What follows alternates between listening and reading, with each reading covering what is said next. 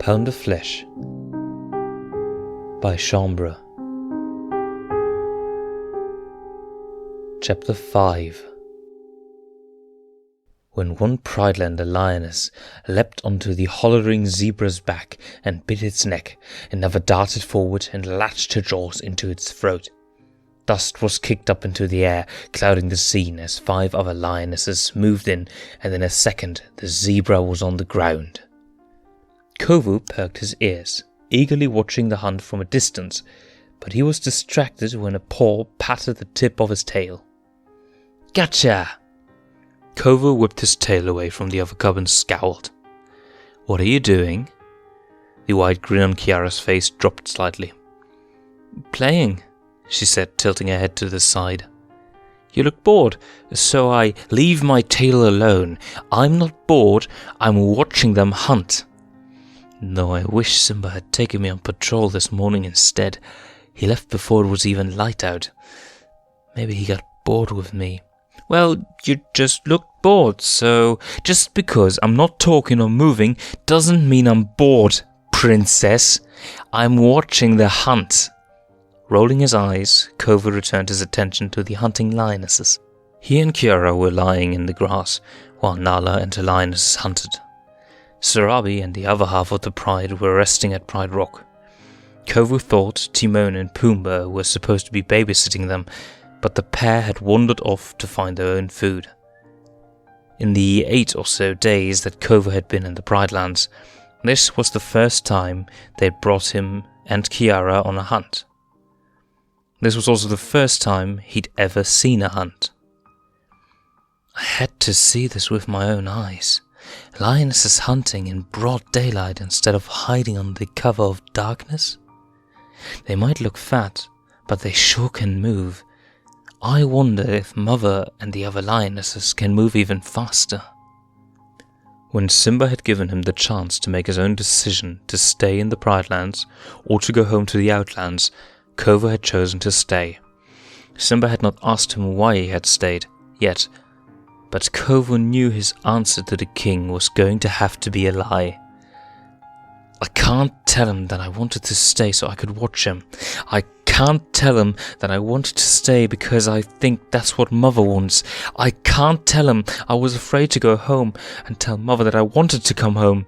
And I definitely cannot tell Simba that Mother wants me to kill him one day and take his throne." When he heard the chattering voice and felt someone touch his tail again, Kovu blinked out of his daze and turned his head lazily. "Say something, princess?" She glanced away, but then returned his stare.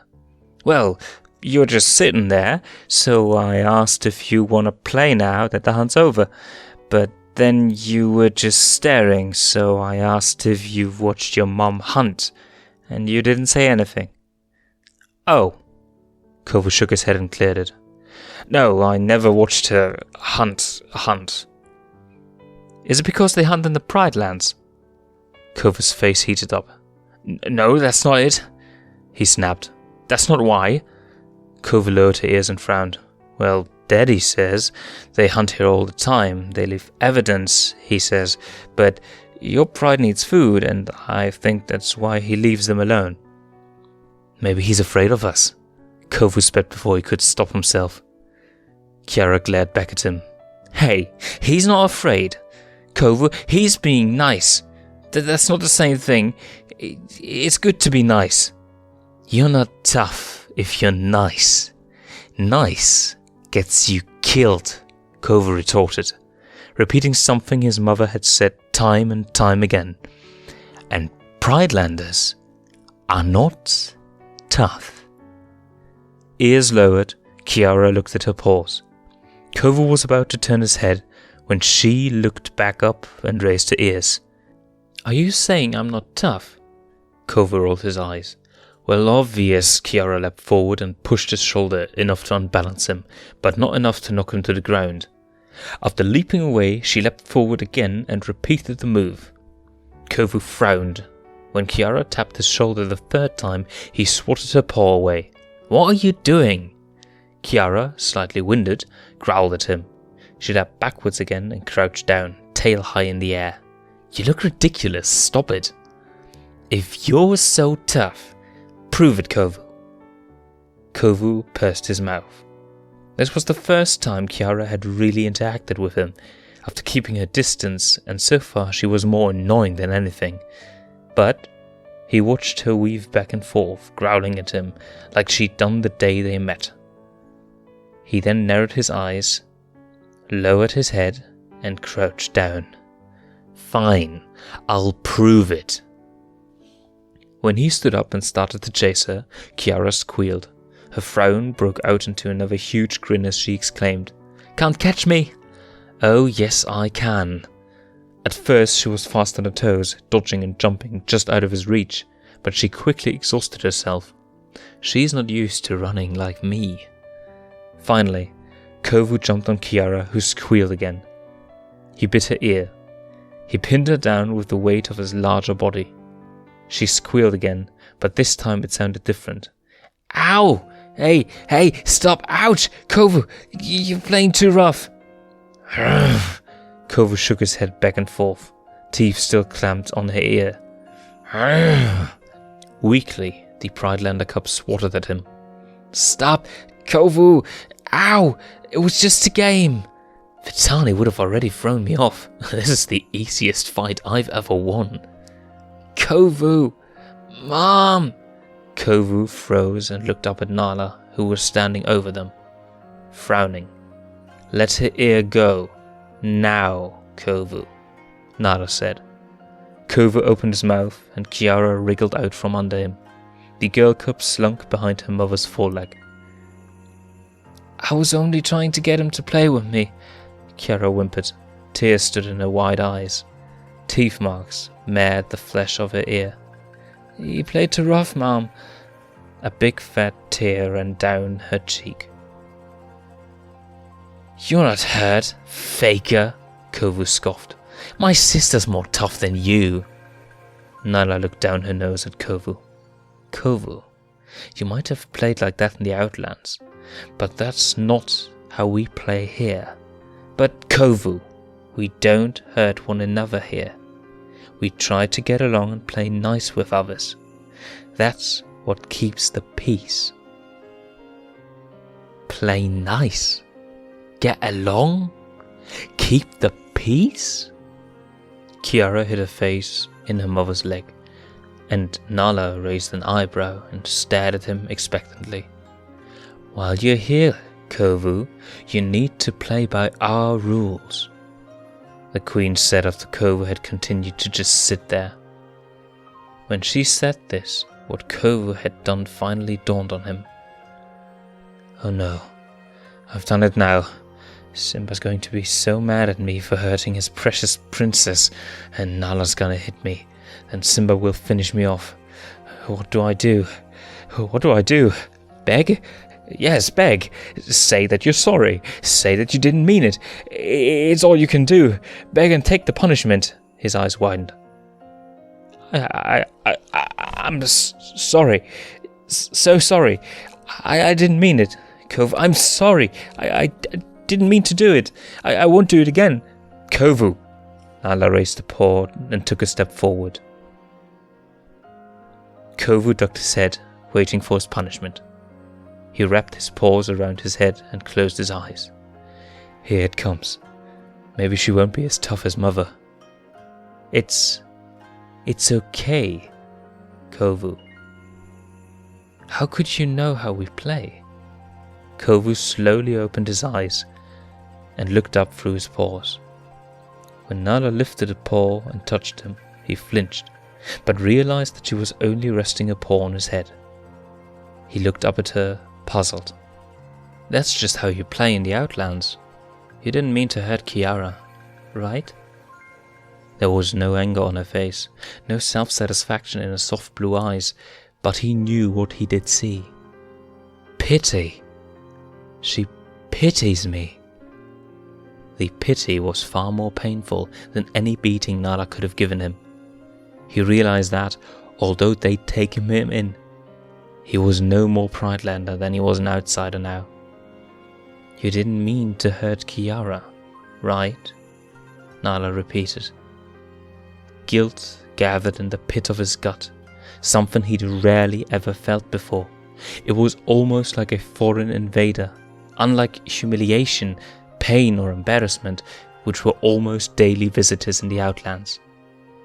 He shook his head, signaling no for Nala. Then the guilt changed and deepened. Would Mother have wanted me to hurt the princess on purpose? Kiara challenged me and she got what she wanted, but is that really why I hurt her? Did I hurt her because she's a Pridelander, or did I hurt her because she's smaller than me? Why should I even care? Okay, Kovu, now are you too hungry? Nala asked, snapping him from his thoughts. We brought down a zebra. I'm starving, Kiara cried, looking happy again, though her eyes were still watery. Her mother gave her a quick grooming. Kovu sat up at the mention of food. He was still in a daze, but Kiara's remark made him angry. She'd never been starved in her life. None of her bones are sticking out. She's chubby at the very least. Kovu, aren't you coming? Nala had called him, and he looked up. She was standing by herself and Kiara was out of sight. But he could hear the other cub jabbering excitedly. He nodded and stood up. Coming. Once he realized he was holding it, he heaved a heavy breath. I'll need to do a better job of understanding these Pridelanders if I have any hope of fitting in at all. Whether I do it for Mother or not, I just wish I knew better why I am here. The tree between the Outlands and the Pridelands fell into the water with a loud crash. Simba heard the growls and hisses of the river crocodiles as they angrily thrashed in the river. Is that all, my king? The bull elephant asked Simba in his bellowing voice. The bull and his young son shook out their trunks and stamped their feet as they moved away from the ledge overlooking the rank river and the Outlands. Simba smiled and dipped his head. No, that's all I needed. Thank you. I appreciate the help. I'm not exactly built to move trees like you. The bull elephant chuckled. I wouldn't even think you were built to climb one. Simba grinned harder. Oh, you'd be surprised. I'd place a bet if I was younger. Yep, age has a way of creeping up on you, the bull elephant said, turning to his son. You don't begin to miss your youth until you notice it's gone to someone else. Yes, Simba continued to grin, but with a little less enthusiasm. Once he had thanked the elephants again, and they had turned their backs to him, his smile faded into a miserable grimace. When I'm king, I'm going to be the best king. Just like you, Dad and Grandpa Mufasa, and Great-Grandpa Ahadi, and Great-Great-Great-Grandpa Muhatu too. Simba had chuckled at his eager son, who was gazing out wonder-eyed at the Pridelands. It was the first time the king had shown his son what he would inherit. You bet I'm going to be the strongest, the smartest, and the bravest, and I'll have the loudest roar, and I'll be the best wrestler, and I'll have that creepy trick that Mom has, you know, the one where she can see and hear everything. That just might be because she can see everything from Bright Rock and because she's your mother and knows she has to keep out of trouble. She knows what cubs can get into. That's what she said too. Dad, how cool is it that we can see everything from way up here and it's all gonna be mine, right? Right, Simba whispered to himself and sighed. He would have given anything to have just one more day with Cooper, whose life would have been far longer. What did ease Simba's pain, at least, was having two cubs around, but sometimes seeing Kiara and now Kovu only made the place in his heart reserved for Cooper ache more with its phantom pain. That morning he left Kovu at Pride Rock so he could concentrate on having that tree removed, but he wondered that if maybe the cub had come with him, the elephant's words would have stung less. Now enough of that. Copa isn't anymore. You're not going to get him back, but you'll always have the memories. The elephant must have realized what he said. That's all. He rapidly blinked to clear his pricking eyes as he turned away from the border, too tired to patrol the rest of the Pride Lands.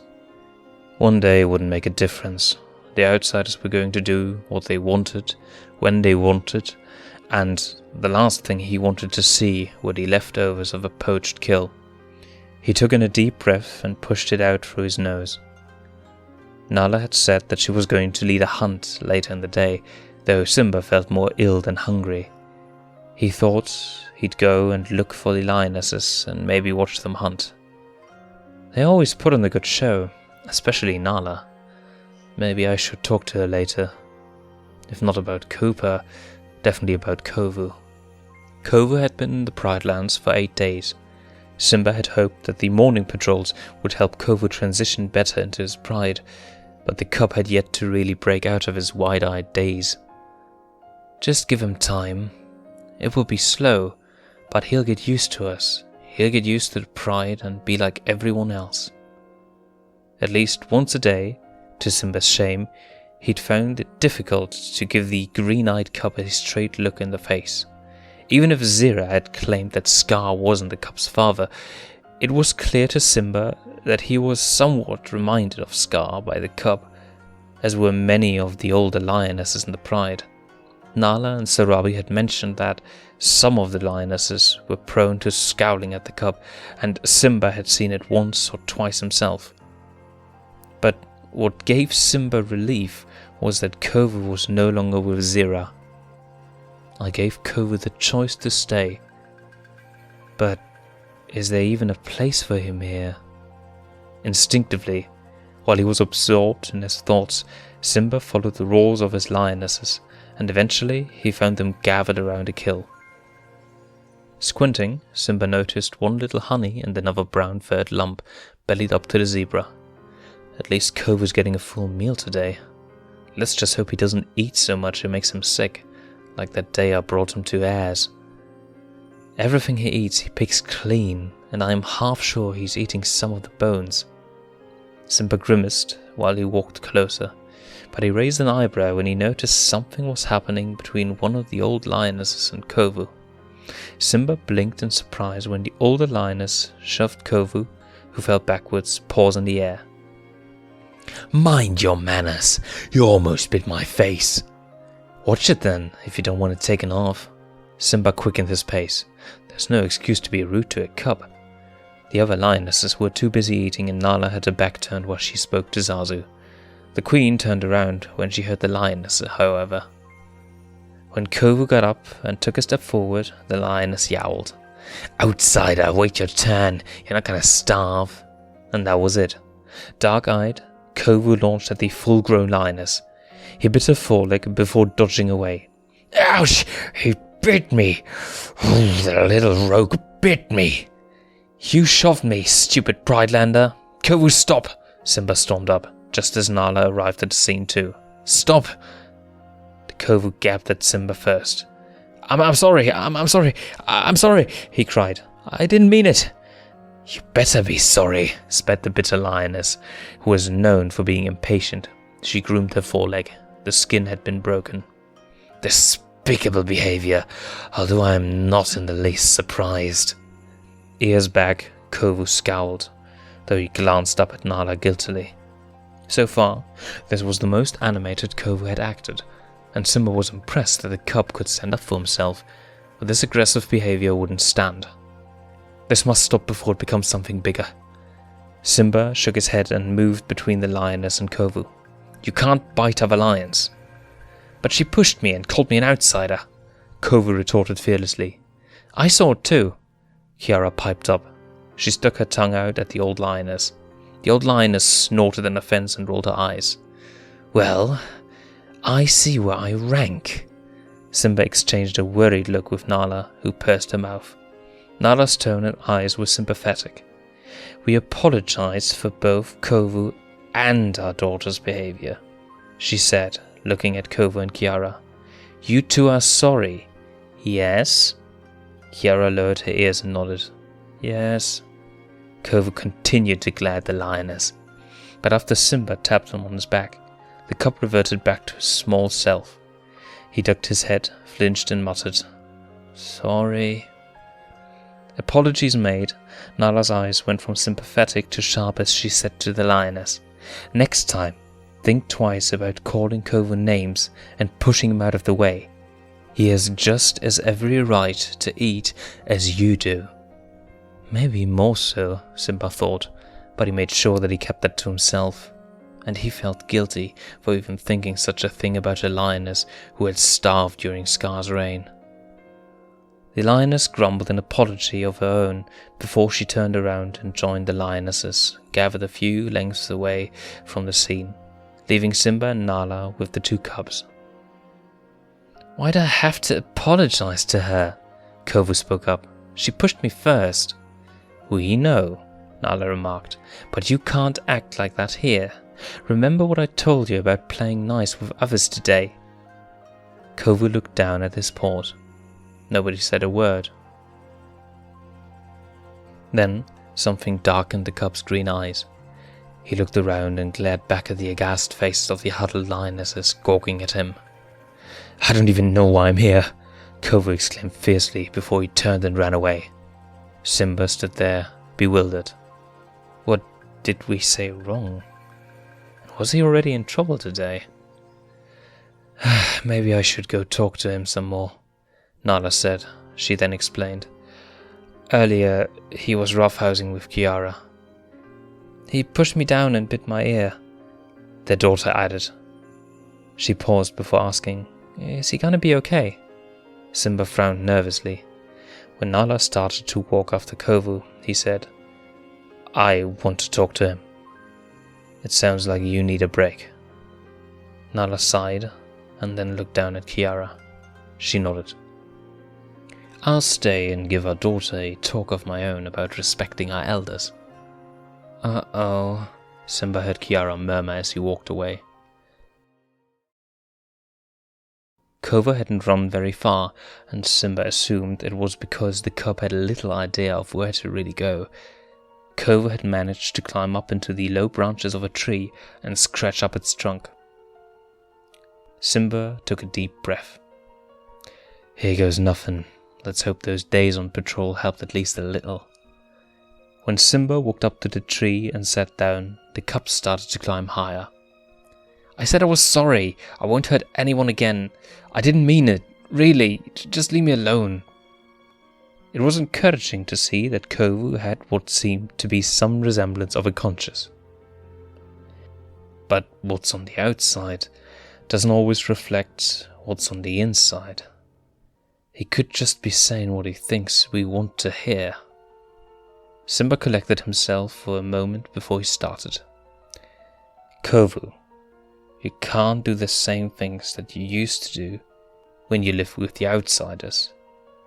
Like what Nala said, what you did was, he struggled to find a solid word the cub could understand. What you did was bad. Kovu frowned and his eyes started to harden again. You aren't going to starve here, Simba continued. I won't let that happen. But you can't react to the other lionesses like you did. You need to treat others here with respect. Quietly, Kovu replied. They don't like me. So why should I like them? How can I fit in? I don't fit in.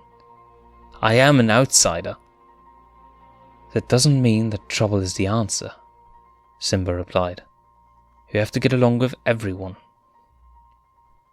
I know, but why should I care if I don't even belong here? They don't like me. Kov, I don't even know why I'm here.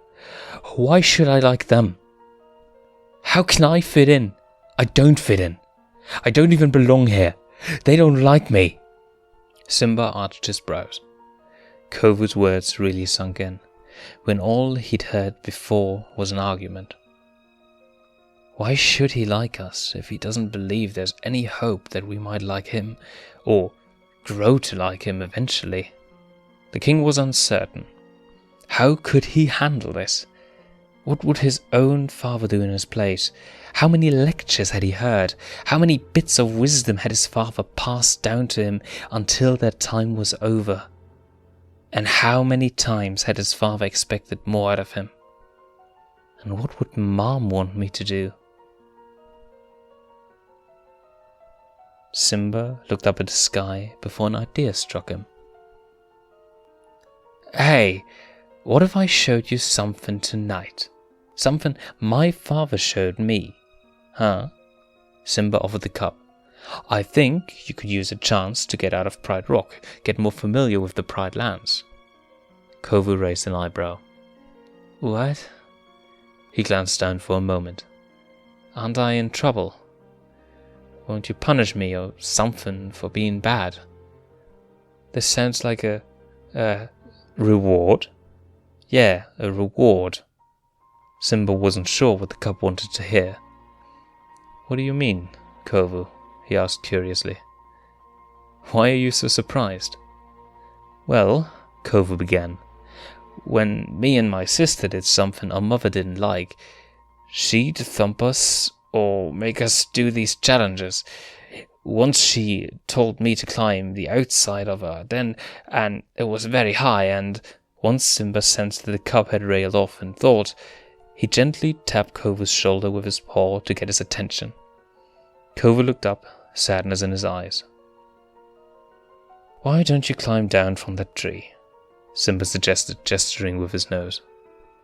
The cup shifted his weight and started to climb down.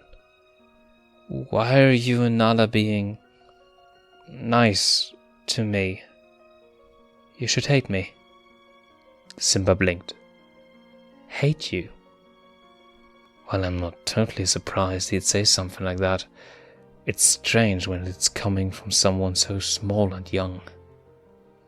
You hate my mother, right? Kovu skillfully clambered down the trunk of the tree and plopped onto the ground. Well, Mother hates you and your family, and you know it, the cub blurted. He squinted at the full-grown lion. That's why your family doesn't like me, right? Simba pursed his mouth for a moment. Sometimes, he began, we feel a certain way about others, because we don't understand them. There are some things that your mother doesn't understand about me. But you killed Scar. What's there to understand? The cub blinked, and Simba sensed that his small face was growing harder, more suspicious, bolder, challenging. What do I tell him? Who knows what horrors his mother has filled his head with? He's starting to think, but everything about this world, his world, has changed in such a short amount of time. It's true that Scar died when we thought for Pride Rock, Simba said, but the words weren't coming, and Kovu was staring at him in anticipation. He even raised one small eyebrow. Simba sighed. Why don't we save this conversation for later? Okay. Kovu looked down, clearly thinking. He then looked up. So you're not gonna punish me? Simba shook his head. As long as you're really sorry. No. I'm sorry. It's okay, Simba assured him, though he could not tell if the cub was truly sorry. Zira shouldn't have treated you like that. You do belong to my pride now. Kovu looked up and blinked. After a moment, a slight smile formed on his muzzle. Simba gestured with a jerk of his head. Now, why don't we go back and see if there's any food left? If not, I'll catch us both something. Kovu stood up, tilting his head to the side. Okay. The pair made their way back to where the lionesses had been eating. As Simba walked along, he glanced once at Kovu, and he couldn't help but wonder. What terrible things did Zira put her son through? And has it all been out of her hatred for me? Was she training Kovu to help murder me even? Simba shivered. Maybe he had a chance now. Maybe he'd be okay in the end. End of chapter 5.